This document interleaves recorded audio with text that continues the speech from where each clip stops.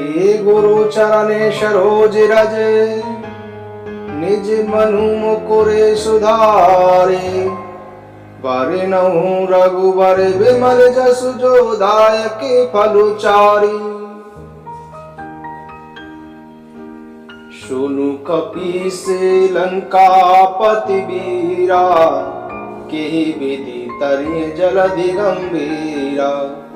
संकुल मकर उरग जस जाति, अति अगाध दोष तरे सब भांति।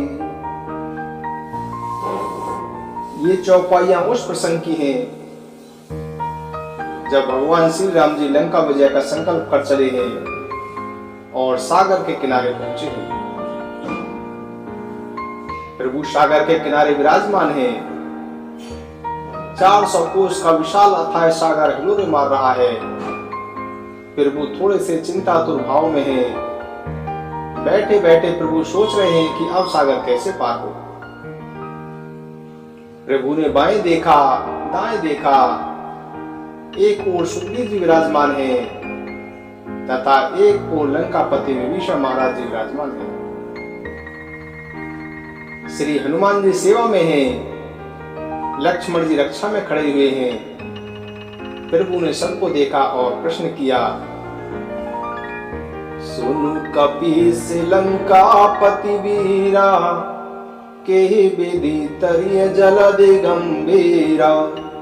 संकुल मकर उरग जस जाति, अति अगाध दोष तरे सब भांति। प्रभु ने चिंता के भाव से पहले सुग्रीव जी की ओर निहारा। सुन कपीस, हे कपियों के ईश्वर, हे सुग्रीव। फिर लंकापति जी महाराज विभीषण जी की ओर देखा कि हे लंकापति जी, और यह है वीरा गोस्वामी जी ने शायद हनुमान जी के लिए संकेत किया है। हे वीर हनुमान जी, केहि विधि तरिय जलधि गंभीरा। इतना गहरा सागर, अथाह दूर दूर तक अनंत जल राशि और इसके अंदर अनेक कुल सहित भयानक जलचर, संकुल मकर उरग झस जाति, इसको कैसे पार करें। बड़ा गंभीर प्रश्न प्रभु ने उपस्थित किया। मुझे ऐसा लगता है कि भगवान को ये सागर पार करना क्यों कठिन लगता है। जिसका नाम भवसागर पार कराता हो, जिसका काम भवसागर पार कराना हो, उसको यह सामान्य सागर पार करने के लिए चिंता तो होना पड़ा। ये शायद लीला का ही दृश्य है। सच तो यह है कि भगवान यह प्रश्न हम सबके पार होने के लिए कर रहे थे। हम सब भवसागर में डूबे हुए हैं और जितने इस विशाल जहाज की यात्रा पर आए हैं और वो दो महासागरों में डूबे हुए हैं। भवसागर में पहले से डूबे थे, फिर शांत महासागर में अब आकर खड़े हो गए हैं।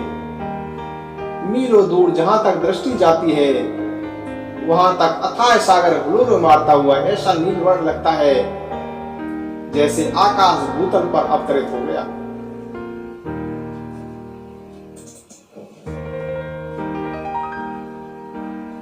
तो प्रभु ने सबकी ओर देखा। सबने अपने अपने अनुसार, अपनी मति के अनुसार, अपनी बुद्धि के अनुसार कहा कि भगवान यह सागर आपका कुलगुरु है, इसकी विनय प्रार्थना करें, हाथ जोड़कर इससे मार्ग की कामना करें, यह हमको मार्ग दे देगा। प्रभु को तो अच्छा लगा, लेकिन लक्ष्मण जी को यह अच्छा नहीं लगा। लक्ष्मण जी के मन को यह सुहाया नहीं। लक्ष्मण जी ने कहा कि कैसे कायरों जैसी बात कर रहे हो महाराज। देव देव आलसी पुकारा, देवताओं को आलसी पुकारते हैं। हम तो रघुवंशी हैं, हम पुरुषार्थी हैं, हमारे तरकश में अग्नि बाण है। एक सागर क्या अनंत सागरों को हम सोख सकते हैं। बाण चढ़ाइए ना प्रभु, मुस्कुरा कर दीजिए।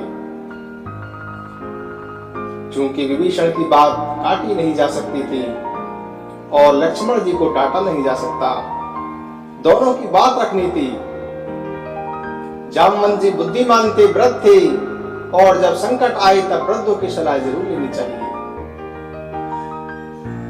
भगवान ने जामवंत जी से पूछा कि जामवंत जी आप बताइए सागर कैसे पार करें।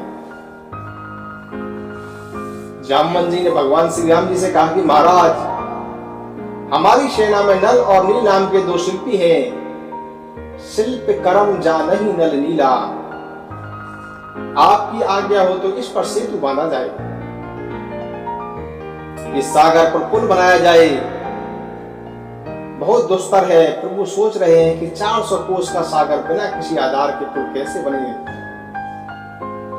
प्रभु ने संकट मोचन श्री हनुमान जी की ओर निहारा। हनुमान जी मुस्कुरा दिए। हनुमान तुम बोलो, न कैसे सागर पार करें। भगवान श्री राम जी हनुमान जी से पूछ रहे हैं कि हनुमान तुम बताओ सागर को कैसे पार किया जाए। हनुमान जी ने कहा, प्रभु अनुभव ही सबसे ज्यादा प्रमाण हुआ करता है, इसमें तनिक भी चिंतित होने की आवश्यकता नहीं है। मेरे पास इस सागर को पार करने का अनुभव है और मैं ऐसा मानता हूं कि मेरा अनुभव सबको पार करा देगा। भगवान श्री राम जी ने हनुमान जी से पूछा कि तुम्हारे पास कौन सा अनुभव है। इस पर प्रभु हनुमान जी क्या कहते हैं, सुनिए। प्रभु मुद्रिका मेले मुख माही, जलधि लांगी गए अचरज नाही। प्रभु मुद्रिका मेले मुख माही, जलधि लांगे गए अचरज नाही। हनुमान जी कहते हैं कि भगवान यह तो अनुभव सिद्ध है, आपके नाम की महिमा, इसको तो क्या हजारों मील लंबे सागरों को भी पार करा सकती है। इसकी पुष्टि गोस्वामी जी ने नाम की महिमा में की हुई है। कल जुग केवल नाम आधारा, सुमिरे सुमिरे नर उतरहि पारा। कल जुग केवल नाम आधारा, सुमिरे सुमिरे नर उतरहि पारा। भवसागर पार करने का उपाय श्री हनुमान जी के पास है। और अगर श्री हनुमान जी को प्राप्त करना हो तो कौन सा उपाय है। इसके उपाय के लिए गोस्वामी तुलसीदास जी ने कहा है कि यदि हनुमान जी को प्राप्त करना है तो श्री हनुमान चालीसा इसका उपाय है, क्योंकि हनुमान चालीसा हनुमान जी का सिद्ध मंत्र है। हनुमान चालीसा हनुमान जी का सिद्ध ग्रंथ है। हनुमान जी को प्राप्त करने का यह सिद्ध पंथ है। विश्व का कोई भी हिंदू, चाहे वह विश्व के किसी भी कोने में रहता हो, वह 3 मंत्र अवश्य जानता है। एक तो वेद का जो महामंत्र है गायत्री मंत्र, इसे हर हिंदू जानता है और हिंदू का हर बालक जानता है। आप किसी के भी घर में जाइए, छोटे बालक से पूछते हैं कि बेटा कोई कविता सुनाओ, तो बालक हाथ जोड़कर क्या कहता है, ओम भूर्भुवः स्वः तत्सवितुर्वरेण्यं भर्गो देवस्य धीमहि धियो यो नः प्रचोदयात्। बालक इसको सुनाता है। संसार का हर हिंदू गायत्री मंत्र को जानता है। दूसरे किसी भी उपासना पद्धति को मानने वाला होगा, लेकिन हर हिंदू एक इस चौपाई को हर हिंदू जानता है। वह क्या है, सुनिए। मंगल भवन अमंगल हारे, द्रवहु दशरथ अजर बिहारी। मंगल भवन अमंगल हारे, द्रवहु दशरथ अजर बिहारी। इस चौपाई को हर हिंदू जानता है। हर हिंदू गाता है। तीसरे शुद्ध हो अशुद्ध हो, पूर्ण हो अपूर्ण हो, लेकिन संसार का प्रत्येक हिंदू श्री हनुमान चालीसा को जानता है। लोग कहते हैं कि आजकल युवक धर्म से विचलित हो रहा है, लेकिन ऐसी बात नहीं है। युवकों में हनुमान जी तथा हनुमान चालीसा के प्रति आकर्षण दिखाई देता है और यह हनुमान जी की महिमा है। हनुमान जी को यदि प्राप्त करना है तो हनुमान चालीसा का आश्रय लें। और एक विशेष बात, हर व्यक्ति की कोई न कोई एक निजी पसंद होती है, एक निजी रुचि होती है। हनुमान जी की रुचि क्या है? राम चरित्र सुनवे को रसिया। हनुमान जी की रुचि है श्री राम नाम सुनने में। वे रामचरित्र सुनने के रसिक हैं।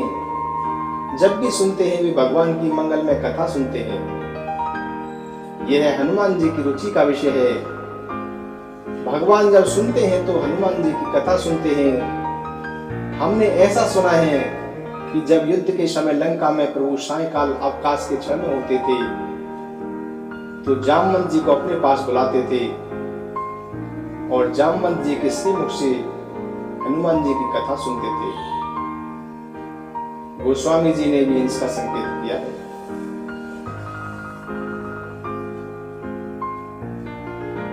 पवन तने के चरित सुहाए, जामवंत रघुपति सुनाए। पवन तने के चरित सुहाए, जामवंत रघुपति सुनाए। भगवान जब भी सुनते हैं हनुमान जी का चरित्र सुनते हैं और जब भी अपने श्रीमुख से सुनाते हैं तो हनुमान जी की कथा सुनाते हैं। गिरिजा जाशु प्रीति से विकाई, बारे बारे प्रभु ने जे मोके गाई। गिरिजा जाशु प्रीति से विकाई, बारे बारे प्रभु ने जे मोके गाई। एक निवेदन आपसे और करता हूं कि जब भी हनुमान जी की कुछ सुनने की इच्छा होती है वहां तब श्री राम कथा होती है,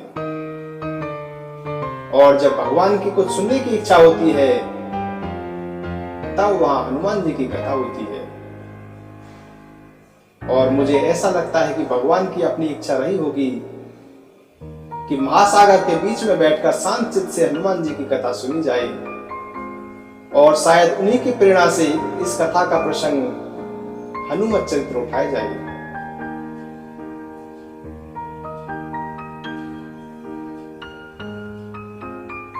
आप महासागर में श्री राम कथा सुनने पधारे हैं, लेकिन यहाँ आकर भीतर से प्रेरणा आई कि श्री राम कथा नहीं हनुमान कथा होनी चाहिए। और विषय मेरा नहीं, मुझे ऐसा लगता है कि भगवान ही भीतर से बोले कि स्वयं सागर में बैठकर हनुमान चरित्र सुनना चाहता हूं। इसी को आधार बनाकर यह हनुमान चालीसा हनुमान जी का सिद्ध मंत्र, क्योंकि भगवान शिव और पार्वती जी इसके साक्षी हैं। हो यह सिद्धि साखी गौरी सा। हनुमान चालीसा एक सिद्धि प्रदाता ग्रंथ है जो यहाँ पर सुनाया जा रहा है। इहलोक व परलोक की सभी प्रकार की कामनाओं को पूर्ण करने वाला है। यह पूरा का पूरा आशीर्वाद से भरा हुआ है, क्योंकि हनुमान जी को आशीर्वाद माने दिया है। अष्टि सिद्धि नौ निधि के दाता, असबर दीन जाने की माता। अष्ट सिद्धि नौ निधि के दाता, असबर दीन जाने की माता। आशीर्वाद के रूप में हनुमान चालीसा की प्रत्येक चौपाई के अंदर जानकी जी विराजमान है, मां विराजमान है। यह हनुमान जी की शक्ति है जो मां ने उन्हें प्रदान की है। इसीलिए हनुमान चालीसा हमें भोग भी दे सकता है और भगवान से भी मिला सकता है। राम मिलाए राज पद दीना, यह भक्ति भी देता है और मुक्ति भी देता है।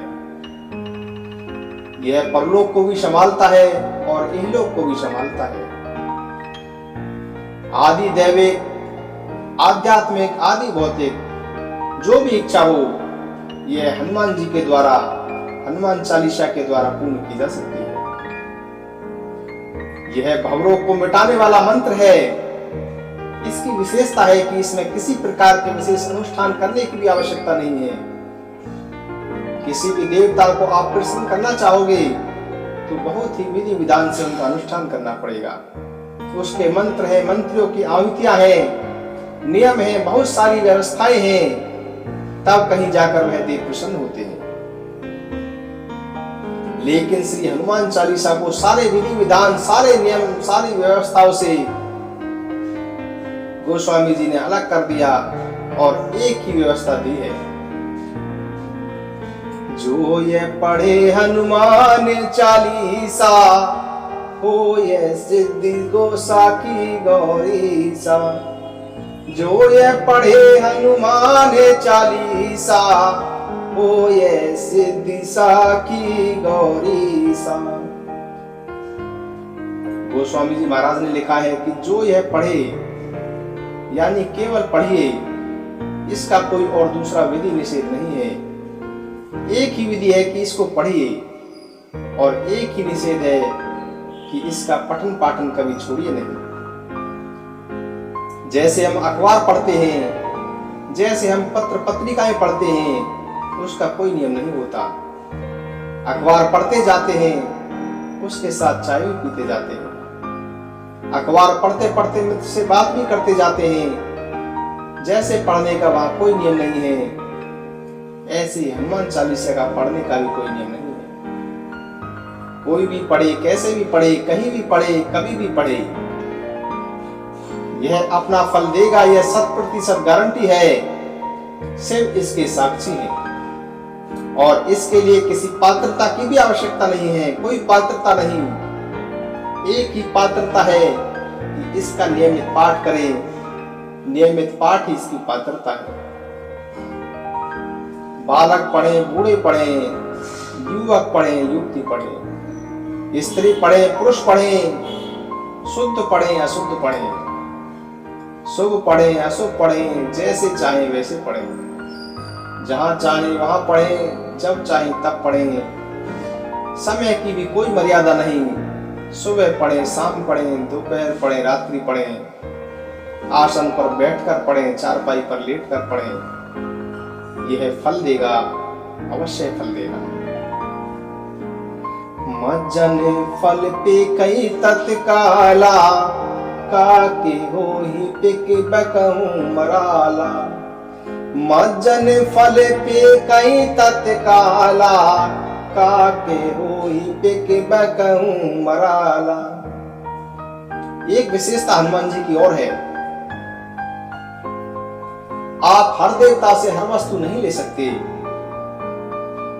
क्योंकि जैसे केंद्रीय सरकार की कैबिनेट होती है और हर कैबिनेट मंत्री के पास उसका एक विभाग होता है, तो वह अपने विभाग का निर्णायक होता है। वह दूसरे मंत्रालय के अंदर अपना कोई सुझाव तो दे सकता है, लेकिन निर्णय नहीं ले सकता। आप जिस देवता की उपासना करेंगे, उस देवता के पास जो शक्ति है, जो आशीर्वाद है, वही वह आपको दे सकता है। लेकिन हनुमान जी ऐसे देव हैं कि आप इनसे जो चाहे वह प्राप्त कर सकते हैं। हनुमान जी ऐसे देव हैं कि आप इनसे जो चाहे वह प्राप्त कर सकते हैं। और देवता चित्तन धराई, हनुमत से सर्व सुख करई। और देवता चित्तन धराई, हनुमत से सर्व सुख करई। सब प्रकार के सुखों को प्रदान करने वाला यह हनुमान जी के वश में है, क्योंकि वे मात्र देव नहीं हैं, बल्कि देवादि देव महादेव के अवतार हैं। इसीलिए आप जो चाहें सो उनसे प्राप्त कर सकते हैं। किसी ने गाया है हनुमान जी के बारे में, सुनिए।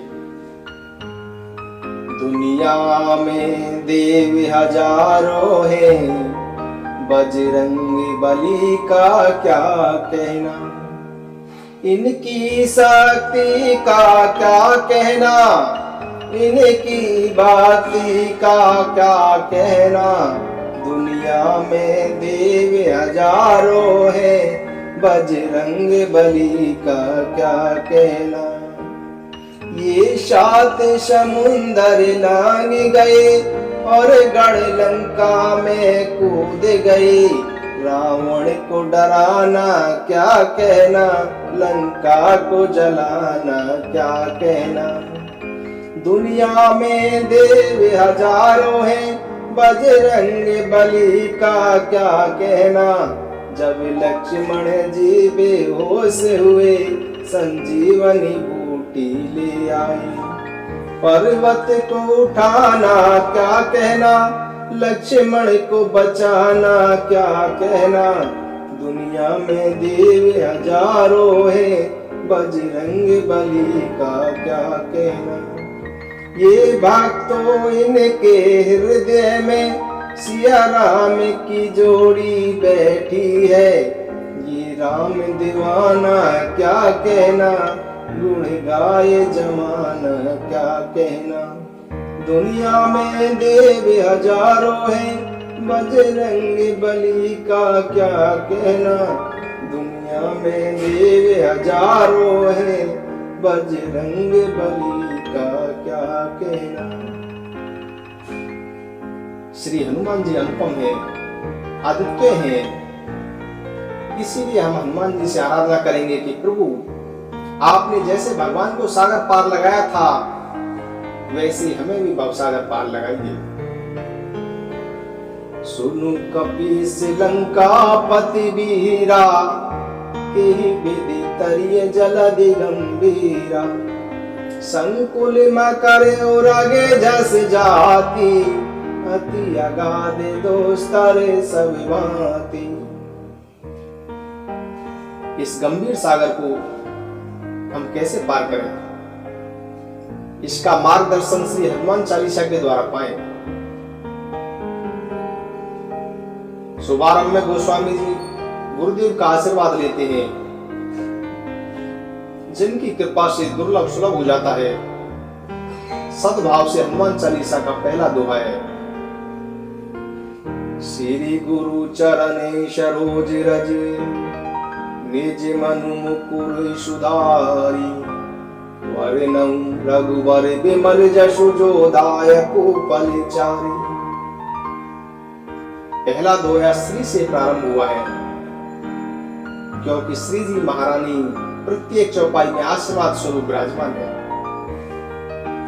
श्री माने संपन्नता, श्री माने वैभव, श्री माने सुख, श्री माने समृद्धि। हनुमान चालीसा इन सब गुणों से भरा हुआ है। इसीलिए श्री गुरुदेव के चरण भी श्री संपन्न हुआ करते हैं। और भारत का आध्यात्म गुरुदेव के ऊपर ही टिका हुआ है। भारत के आध्यात्म के भवन के नीचे गुरुदेव की कृपा नींव के पत्थर के रूप में विराजमान है। भारतीय आचार्यों ने कहा है कि बिना गुरु के कोई पार हो नहीं सकता। इसीलिए गोस्वामी जी ने बिल्कुल डंके की चोट पर बोला है कि गुरु बिनु भव निधि तरहि न कोई, जो बिरंची शंकर सम होई।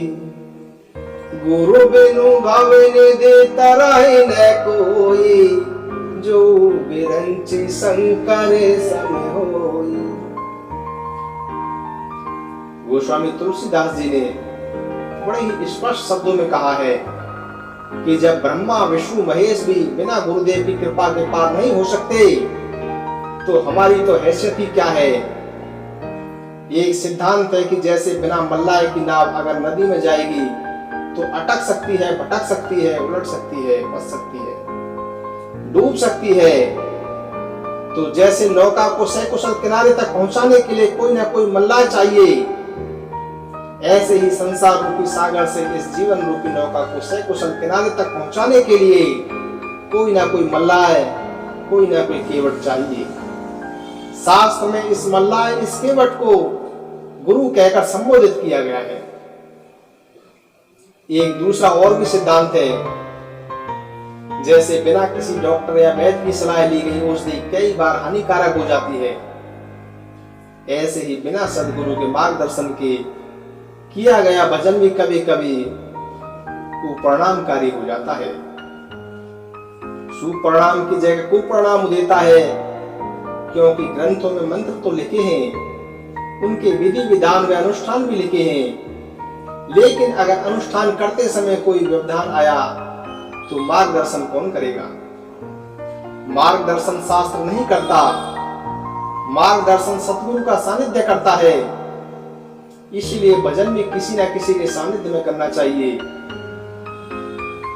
जैसे टीवी देखकर योग करने से कई बार हानि हो जाती है, योग व्यायाम भी किसी न किसी सतगुरु के सानिध्य में करना चाहिए, क्योंकि हर एक की रुचि, प्रकृति, गुण, धर्म और स्वभाव ये सब अलग अलग हुआ करते हैं। जैसे हर एक फल हर एक को शरीर को सूट नहीं करता, जैसे कि हर एक फल हर एक के शरीर को सूट नहीं करता है, ऐसे ही आसन व्यायाम है। वात, पित्त, कफ की अवस्थाएं सबकी अलग अलग हुआ करती हैं। एक जैन आचार्य ने गुरु की महिमा में एक बहुत ही अच्छी बात बोली है। उन्होंने कहा है, जिनका कोई गुरु नहीं उसका जीवन शुरू नहीं, जिनका कोई गुरु नहीं उसका जीवन शुरू नहीं। जीवन का शुभारंभ गुरुदेव के आशीर्वाद से होता है। जीवन की शुरुआत किसी न किसी की कृपा से, किसी न किसी के आशीर्वाद से होती है। वह बहुत ही सुंदर उदाहरण देते हैं कि पतंग और पतंगे का। उन्होंने बताया कि पतंग में भी वही अक्षर है और पतंगा में भी वही अक्षर है, लेकिन दोनों के स्वभाव और परिणाम में अंतर है। पतंगा स्वतंत्र होता है और पतंग परतंत्र होती है। लेकिन स्वतंत्र पतंगा थोड़ी देर में किसी दीपक की लौ पर जलकर राख और खाक हो जाता है। पतंग भले ही परतंत्र होती है, उसकी डोरी दूसरे के हाथों में होती है, लेकिन पतंग हमेशा आकाश में उड़ती है, और जब तक पतंग अपनी डोर किसी दूसरे के हाथ में नहीं देती तब तक उड़ नहीं पाती। तो जिनको ऊपर उड़ना है उनको अपने जीवन की डोर किसी न किसी संत सदगुरु के हाथों में देनी होगी, अन्यथा स्वतंत्र रहोगे तो पतंगे की तरह संसार की विषय वासनाओं की आग में जलकर राख और खाक हो जाओगे। जीवन की ऊंचाइयां यदि प्राप्त करनी है, सीढ़ियां चढ़नी है, उछाल लगानी है, आकाश की ऊंचाइयों तक जाना है, तो जीवन की डोर किसी न किसी संत सदगुरु के हाथ में चाहिए।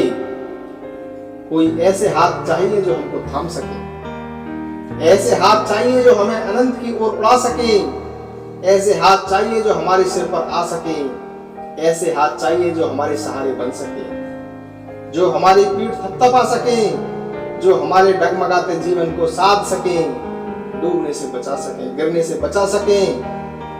और यह कार्य केवल सतगुरु ही कर सकता है और किसी दूसरे की क्षमता नहीं।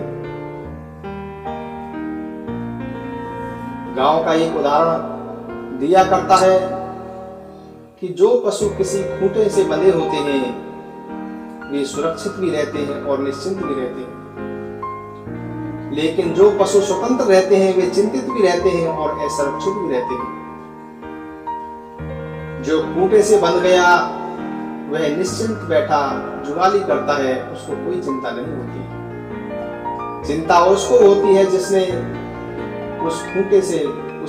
उसे खूंटे से बांधा है। निश्चिंत जीवन जीना है, सुरक्षित जीवन जीना है तो किसी न किसी महापुरुष के खूंटे से बंध जाइए। गुरुजी कहते हैं कि जो जागा हुआ है वह प्रकाशित है। भारत के ऋषि मुनियों और मनीषियों का कहना है कि कोई कितना ही विवेकी क्यों ना हो, लेकिन गुरु के बिना वो जाग नहीं सकता। अगर हम सो रहे हैं तो सोने वाले को जगाने के लिए भी कोई जगाने वाला चाहिए। सदगुरु और भगवान ये दोनों सोते जी को जगाते हैं। हनुमान जी संत हैं, इनका एक ही काम है, जो सो रहा है उसको जाकर जगाएं। श्री हनुमान जी लंका आए जानकी जी की खोज करने, आवश्यकता नहीं थी खोजने की, क्योंकि सीता जी के अपहरण का समाचार गिद्धराज जटायु श्री राम जी को दे चुके हैं कि रावण जानकी जी का हरण कर ले गया है। यह भगवान को भी मालूम है। इसके बाद भी हनुमान जी क्यों गए? इसके बाद भी हनुमान जी क्यों गए? क्योंकि भगवान को मालूम है लंका में एक भक्त सो रहा है और पता नहीं कितने जन्मों तक सोता रह जाएगा। इसीलिए भगवान ने जानकी जी की खोज को माध्यम बनाकर हनुमान जी को भेजा। हनुमान जी जरा जाकर सोते विभीषण को तो जगाइए। और गोस्वामी जी ने इसका संकेत अपनी चौपाइयों में भी दिया है। हनुमान जी जब विभीषण के द्वार पर आए तो गोस्वामी जी ने जो जो शब्द लिखे, गोस्वामी तुलसीदास जी ने लिखा है, लंका निश्चर निकर निवासा, यहाँ का सज्जन कर बासा, मन महु तरक करे कपिलागा, तेहि समय विभीषण जागा। मन में तरक करे कपिलागा, तेहि समय विभीषण जागा। विभीषण के दरवाजे पर हनुमान जी के आकर खड़े होने से पहले ही वे जाग पाए थे। विभीषण के दरवाजे पर हनुमान जी के आकर खड़े होने से पहले ही वे जाग पाए थे। जब तक हमारे जीवन के द्वार पर किसी सद्गुरु का आगमन नहीं होता, जब तक कोई सद्गुरु हमारी श्वासों में नहीं आता, तब तक हम जाग नहीं पाते। और विभीषण जब जागे हैं तो क्या करने लगे हैं? राम राम तेहि सुमिरन कीना, हृदय हरस कपि सजन चीना। राम राम तेहि सुमिरन कीना, हृदय हरस कपि सजन चीना। यह जागने का संकेत है। जब जीव जागता है तो जिह्वा पर एक शब्द आता है, राम राम श्री राम, जय राम जय राम जय श्री राम, श्री राम जय राम जय जय राम। अगर हमारी जिह्वा हरि नाम नहीं लेती है, अगर हरि नाम लेने में रस नहीं आता, तो समझिए कि हम सोए हुए हैं। सोए हुए जीव को तो कोई सद्गुरु हनुमान ही जगा सकता है, जिनका काम ही जगाना है। आज विभीषण को जगाया है, इससे पहले सुग्रीव को जगाया था। सुग्रीव को राजपद मिल गया, कंचन और कामिनी मिल गई और सुग्रीव जाकर सो गया। हनुमान जी ने स्वयं जाकर जगाया कि सुग्रीव कब तक सोओगे। यहाँ पवन सुत हृदय बेचारा, राम का जो सुग्रीव विसारा। निकट जाई चरण शिरुनावा, चारिहु विदिते कहि समुझावा। यहाँ पवन सुत हृदय बेचारा, राम का जो सुग्रीव विसारा। निकट जाई चरण शिरुनावा, चारु विदिते कहि समुझावा। श्री हनुमान जी के जाने के बाद श्री राम जी ने सोए जीव सुग्रीव को जगाने के लिए लक्ष्मण जी को भेजा था। प्रभु ने काल को भेजा क्योंकि लक्ष्मण जी शेष नाग हैं और नाग काल का प्रतीक है। जिसे संत भी नहीं जगा पाए, उसे आकर काल ही जगाएंगे। और आकर सुग्रीव को लक्ष्मण जी ने इतना फटकारा, एहि अवसर लक्ष्मण पुर आए, क्रोध देख जेते कपिधाए। क्रोधवंते लक्ष्मण सुनि काना, कह कपि से अति भय कुलाना। सुग्रीव को जाकर लक्ष्मण जी जगाते हैं, क्योंकि लक्ष्मण हमेशा जागृत रहते हैं। लक्ष्मण कभी सोते नहीं। जो भगवान की सेवा में रहता है वह कभी सोता नहीं, और सोएगा भी कैसे? सोया तो वह रहता है जो भोगों की सेवा में रहता है, उसी को मोह की निशा आकर घेरती है। हनुमान जी ने सुग्रीव जी को जगाया, विभीषण जी को जगाया। जो संत की वाणी सुनकर जागे, संकेत सुन जागे, उसे जीव कहते हैं, सज्जन कहते हैं। जो संत के संकेत को समझकर जागता है वह सज्जन है।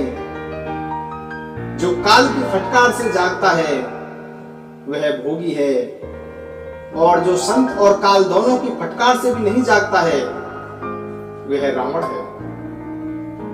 और जो भोगग्रस्त है उसको भगवान की वाणी नहीं, भगवान का बाण ही जगाता है। जगा नहीं पाता बल्कि सदैव के लिए सुला देता है, और मोह तो सोता ही अच्छा लगता है। गुरु की यहाँ विशेष भूमिका है। जो जागा है वह हमको जगा सकता है। हम सब मोह के नशे में सोए हुए हैं। जो भक्त होते हैं वह भोले तो होते हैं, लेकिन बड़े होशियार होते हैं। इसीलिए भगवान से जाकर रोकर प्रार्थना करते हैं कि भगवान आप कैसे भी हमको अपने जंजाल में फंसा लीजिए।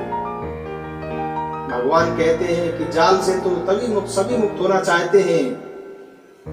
मछली जैसा सामान्य जीव भी जाल में फंसना नहीं चाहती, और तो मनुष्य होकर जाल में फंसना चाहते हो। क्यों जाल में फंसना चाहते हो? तब भक्त कहता है कि भगवान यदि तुम हमें अपने जाल में नहीं फंसाओगे तो माया हमें अपने जाल में फंसा देगी, और माया के जाल में फंसे इससे तो अच्छा है कि आप अपने जाल में हमें फंसा लें। अन्यथा तो माया जाल लेकर खड़ी है, और भक्त माया दास बनना नहीं चाहता, मायापति का दास बनना पसंद करता है। इसलिए भगवान से जब भी मिलता है भक्त यही बोलता है, यही अवसर लक्ष्मणपुर आए, क्रोध देखि जेते कपिधाए। क्रोधवन्ते लक्ष्मण सुनि काना, कह कपि से अति भय कुलाना। यही अवसर लक्ष्मणपुर आए, क्रोध देखि जेते कपिधाए। क्रोधवन्ते लक्ष्मण सुनि काना, कह कपि से अति भय कुलाना। सुग्रीव को जाकर लक्ष्मण जी जगाते हैं, क्योंकि लक्ष्मण हमेशा जागृत रहते हैं, कभी सोते नहीं। जो भगवान की सेवा में रहता है वह कभी सोता नहीं। सोएगा भी कैसे? सोया हुआ तो वह रहता है जो भोगों की सेवा में रहता है।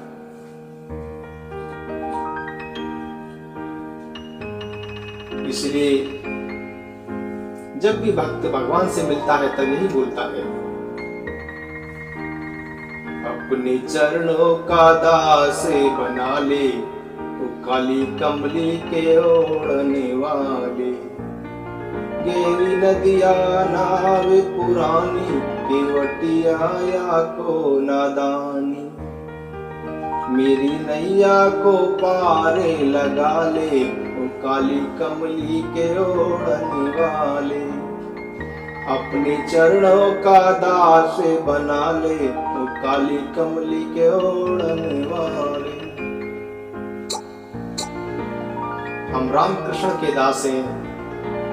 माया के दास बनने से बचना है तो मायापति के दास बनना होगा। वैसे हमारे वैष्णव समाज में दास ही बनते हैं, स्वामी नहीं बनते।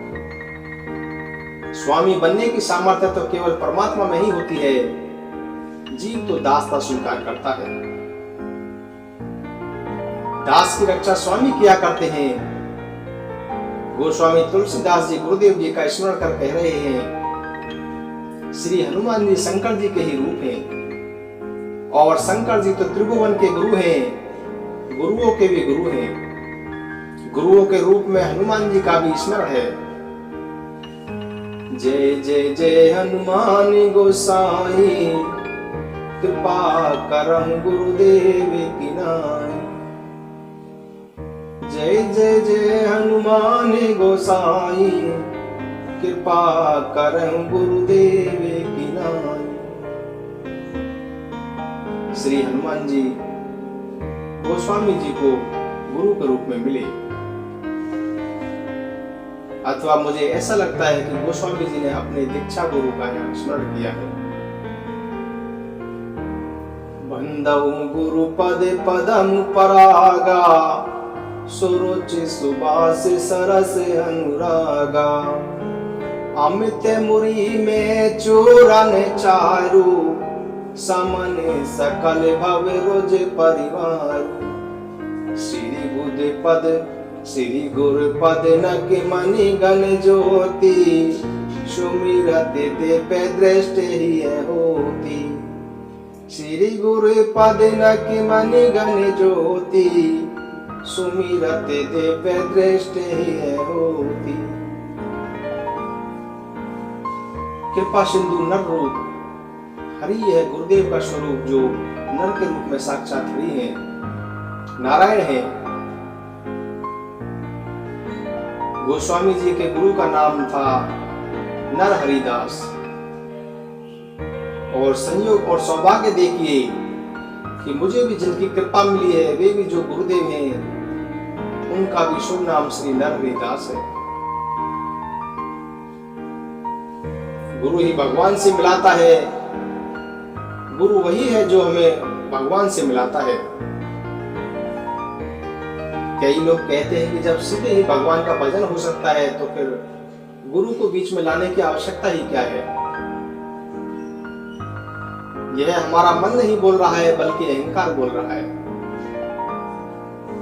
क्योंकि अहंकार किसी दूसरे को स्वीकार नहीं करना चाहता, अहंकार किसी के सामने भी झुकने को तैयार नहीं, इसीलिए वह अनेक प्रकार के तर्क उठाता है कि गुरु की आवश्यकता क्या है। आज गुरु है, कहां है गुरु आज? बंधुओं गुरुओं को मत खोजो, अपने भीतर शिष्यत्व को खोजो। इस दुनिया में ऐसे करोड़ों लोग हैं जो अभागे होकर जीते हैं और अभागे रहकर ही मर जाते हैं। अभागा कौन है? अभागा वह है जिसके ऊपर गुरु की कृपा नहीं है, जिसको गुरु का आशीर्वाद नहीं मिला है, वे ही अभागे रहने के लिए मजबूर हैं।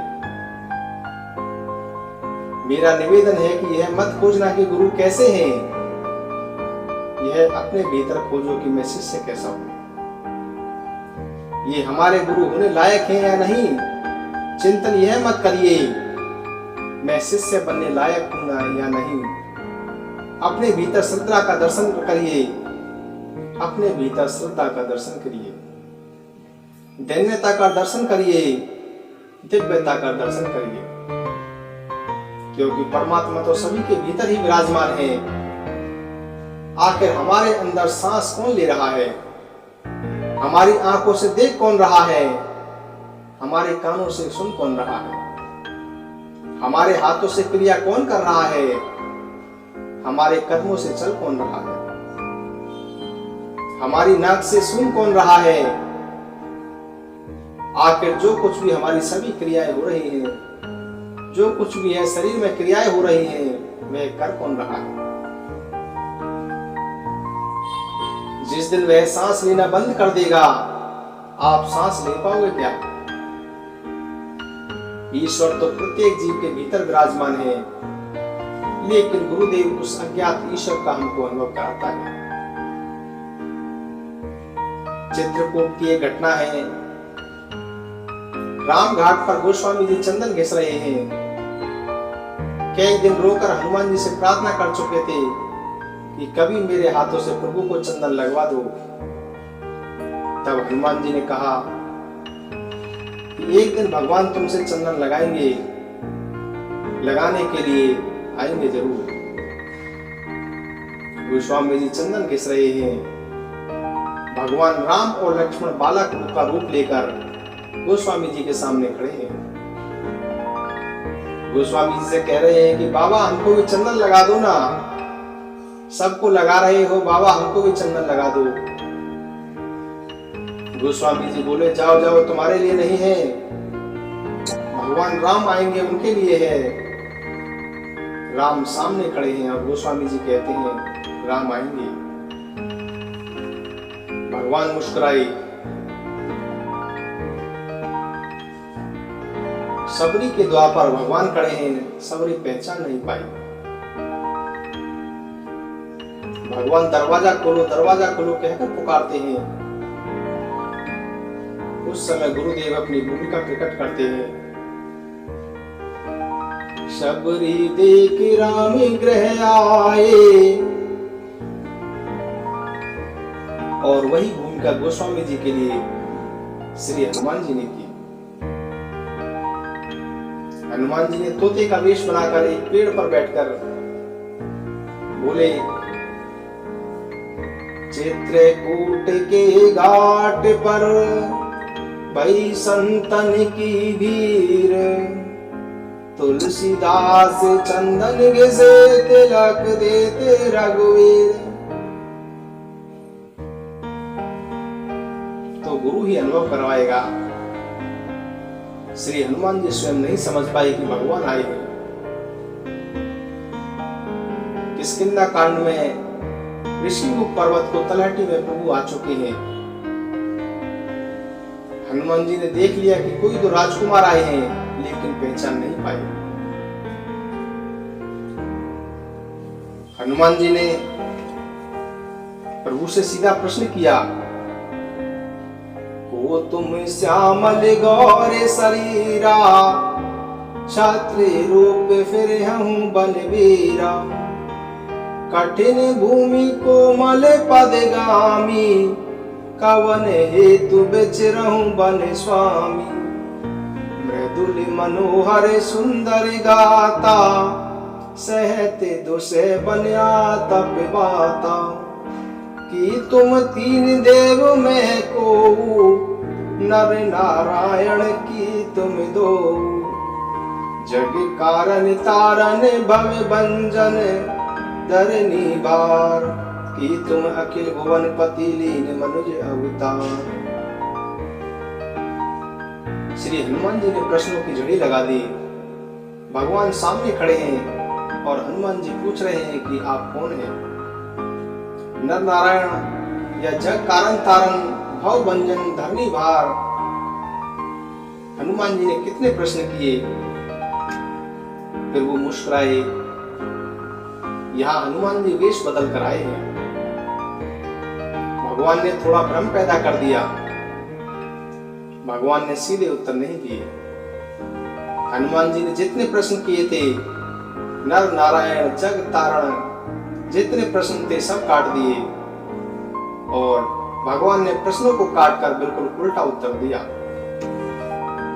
भगवान प्रभु श्री राम जी बोले, कौशले से दशरथ के जाए, हमें पितु बचन मानी बन आए, नाम राम लक्ष्मण दो भाई, संगे नारी सुकुमारी सुहाई, यहाँ हरि निश्चर बेदे, बेप्रेम फिरहि हमें खोजत थे, आपने चरित काम गाए, कहूँ विप्र निज कथा बुझाई।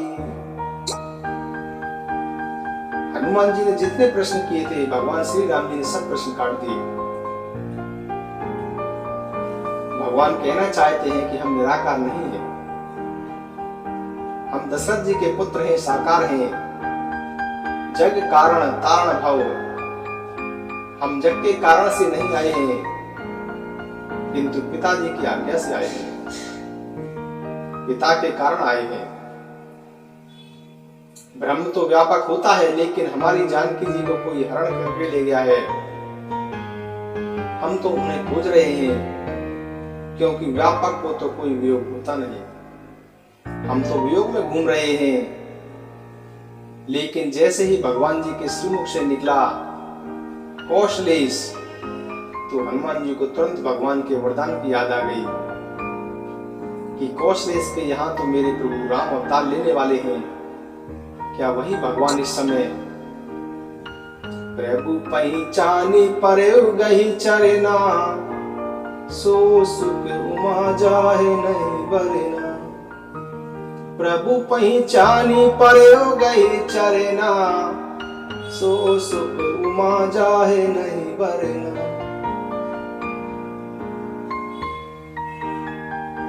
तुमने नाटक तो किया लेकिन बढ़िया नाटक नहीं किया, तुम फेल हो गए।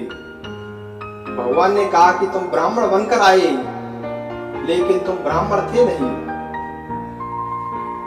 ठीक से ब्राह्मण बन भी नहीं पाए। ब्राह्मण की भूमिका तुम ठीक से नहीं निभा पाए। हनुमान जी ने पूछा कैसे नहीं निभा पाए? बोले ब्राह्मण कभी क्षत्रिय को प्रणाम नहीं करता, और हम क्षत्रिय वेश में थे, तुमने आकर सिर झुकाकर हमको प्रणाम किया, तभी हम समझ गए थे कि तुम असली ब्राह्मण नहीं हो सकते। हनुमान जी ने कहा कि भगवान यदि हम बनावटी ब्राह्मण थे तो आप भी असली क्षत्रिय नहीं थे। क्षत्रिय रूप तो आपने बनाया था, आप असली क्षत्रिय नहीं थे। भगवान ने कहा कैसे नहीं थे?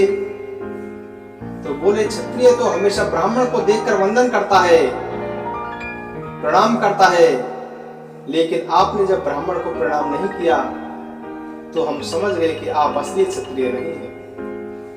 आप तो क्षत्रिय का वेश लेकर आए हैं। दोनों का अविस्मरणीय रसमय वार्तालाप सुनिए। तो कहने का अर्थ यह हुआ कि ब्रह्म और जीव के बीच में गुरु होते हैं, जैसे वर और कन्या के बीच में पुरोहित होते हैं बंधन के लिए, गठबंधन विवाह के लिए, ऐसे ही जीव और ब्रह्म के बीच में जो गठबंधन का कार्य करते हैं वे गुरु हैं।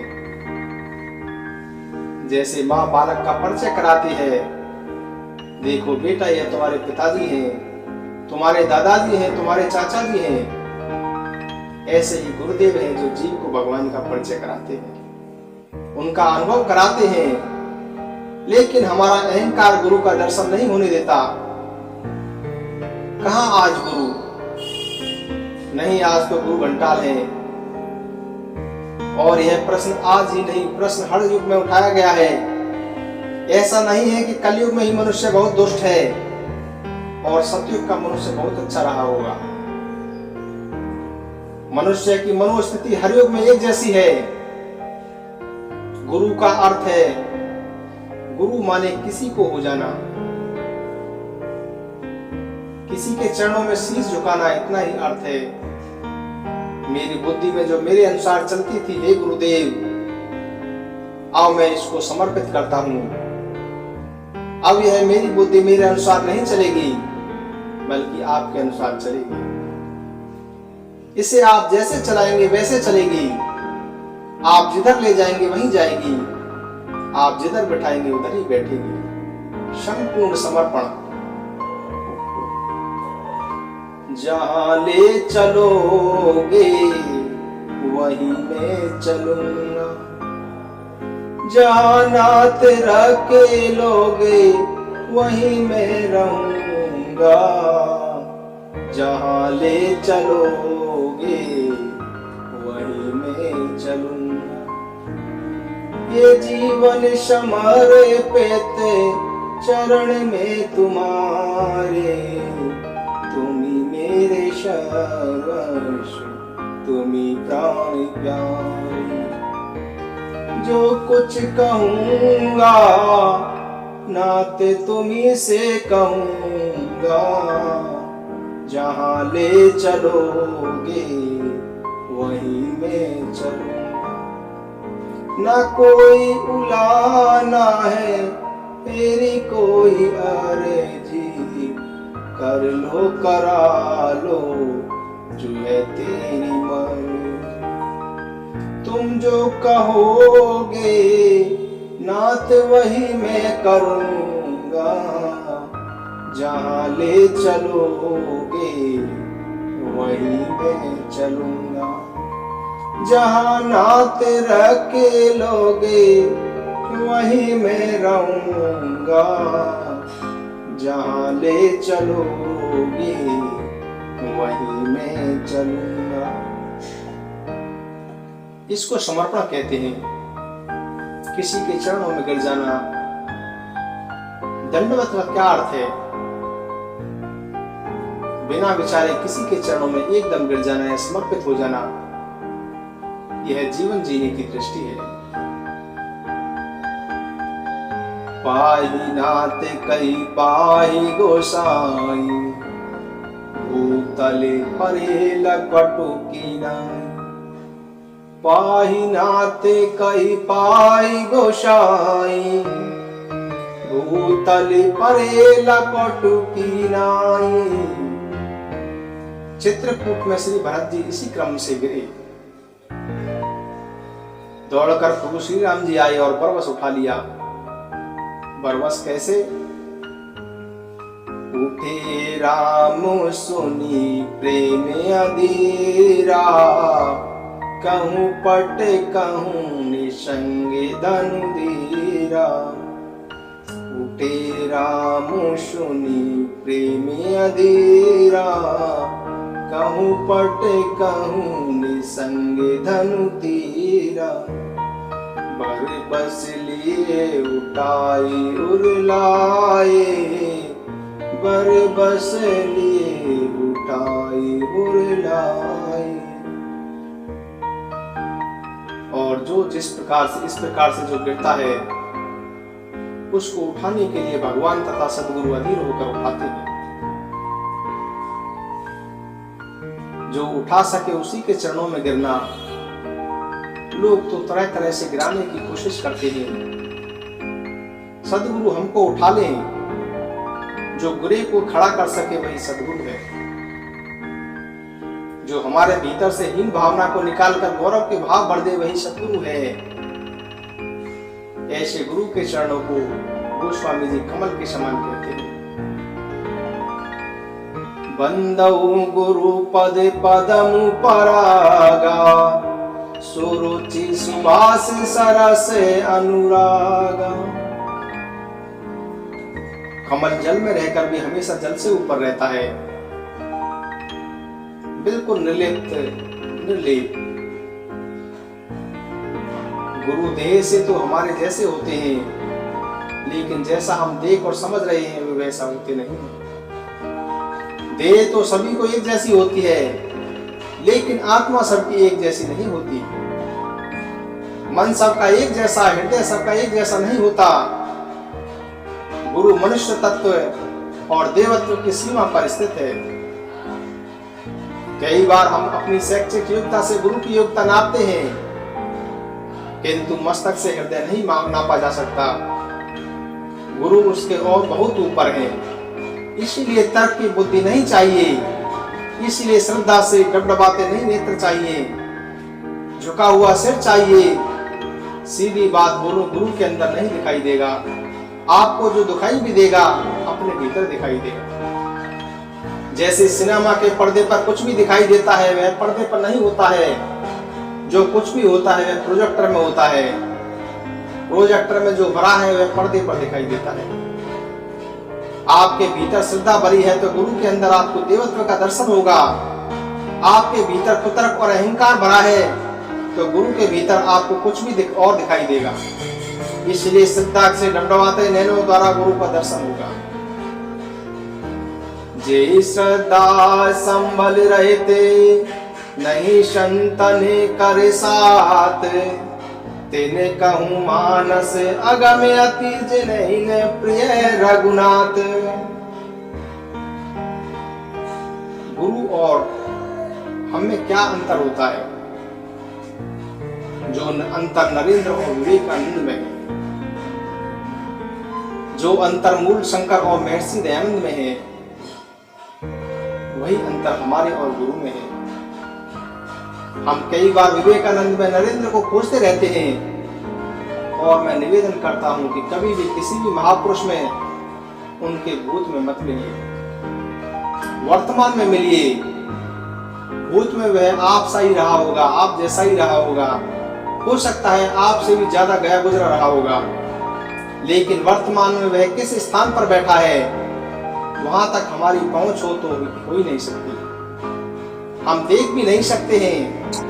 आप अगर वर्तमान में मिलेंगे तो आपको गुरु का दर्शन होगा। आप यदि उनके भूत में मिलेंगे तो वैसे थे ऐसे थे यह सब याद आ जाएगा।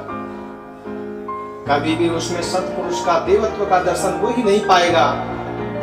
हम नरेंद्र में विवेकानंद का दर्शन करेंगे, लेकिन कई बार हम विवेकानंद में नरेंद्र को पूजने लग जाते हैं। शरीर का धर्म तो सबका एक सा ही होता है।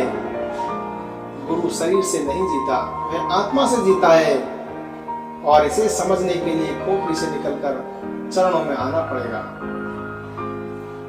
अगर अहंकार में खोपड़ी के बल खड़े रहेंगे तो खड़े खड़े थक जाओगे। अगर विश्राम चाहते हो तो किसी वट वृक्ष की शीतल छाया में आकर बैठ जाओ। और वट तो विश्वास का प्रतीक है। वट विश्वास चले निज धर्मा, तीरथ राज समाज सुकर्म। जिसके चरणों में बैठे हो, जिस गुरु के चरणों में बैठे हो, उसके प्रति अटल विश्वास, अगाध श्रद्धा चाहिए, तभी कहीं गुरु का दर्शन होगा। बोलो श्री हनुमान जी महाराज की जय, सब संतन की जय, सब भक्तन की जय। जय जय श्री सीताराम, जय जय श्री सीताराम।